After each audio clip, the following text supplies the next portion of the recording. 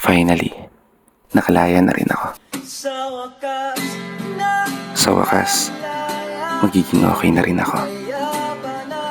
At tuluyan ang nagkaroon ng kasagutan yung mga paulit-ulit na tanong na bakit nga ba kailangan kong makulong sa sitwasyon na hindi ko naman talaga deserve.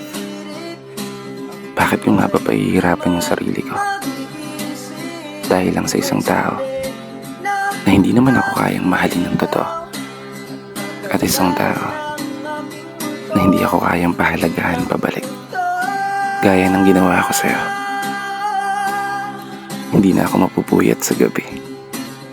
Hindi na tutulo ang mga luha sa mata sa bawat umaga na hindi mapakali.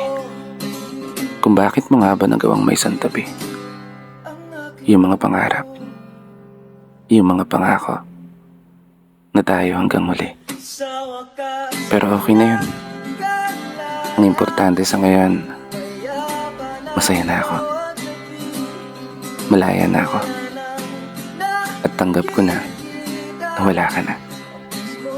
Nasa oras na muling magkasulubong tayong dalawa, asahan mo, kaya na kitang tingnan sa mata nung wala ng pagmamahal na madarama. At higit sa lahat, hindi na kita lilingunin pa. Malaya ka na. Malaya na rin ako. At hindi na ako babalik sa'yo.